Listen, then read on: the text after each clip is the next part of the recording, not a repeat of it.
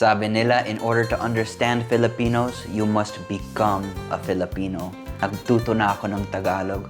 Nagtuto na din ako ng Ilocano. Ngayon, dahil dito tayo nakatira sa Pilipinas, hindi pwedeng hindi natin matutunan gumawa ng mango graham cake. Or mango float. Or in true Filipino fashion, mango graham. Sabi ko, saan ako makakahanap ng magandang recipe sa mango float? Dito lang yan sa likod ng graham crackers. Dito lang din yan sa likod ng condensed milk. Hindi to sponsored Pero ang ating mga ingredients ngayon, napakasimple. Kailangan lang ng graham crackers, condensed milk, all-purpose cream, and syempre ang ating star ingredient, ripe mangoes. At super excited ako dahil itong ripe mango galing sa aming mangga sa kubo namin. Gawa na tayo ng mango float. Syempre, mas masaya kung may kasama tayo para mas mabilis. Kaya, tada! Okay. Excited. Ang ganda ng assistant ko. Ito ang directions. Make filling. In a bowl, combine chilled cream and condensed milk. Yes, sir.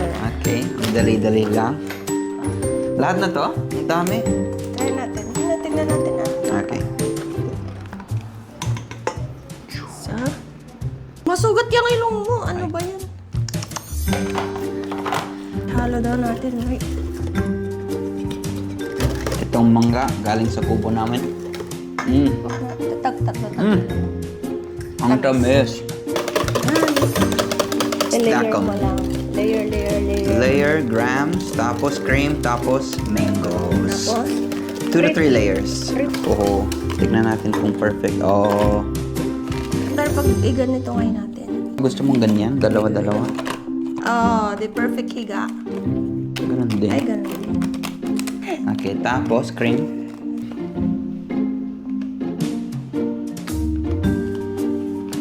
Hindi lang, huwag kang madama sa cream mo. Tipid. Natatakot ka naman. Tipid talaga.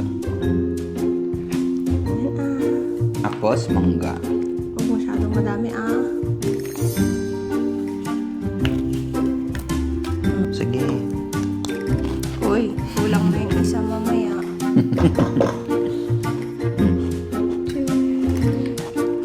Dami Pantay na. Isa pang layer pa? Oo. Hindi, ano? yan na yun. Ito na yan? Okay. Yes, that's the last. 2 layers lang kaya. Yan. 1-0. Ala. Parang sobra sa cream. Natin mamaya. Tapos, i-freeze. Okay.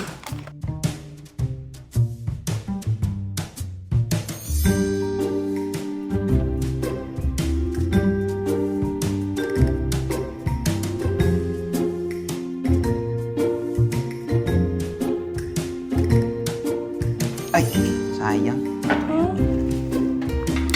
5-second rule.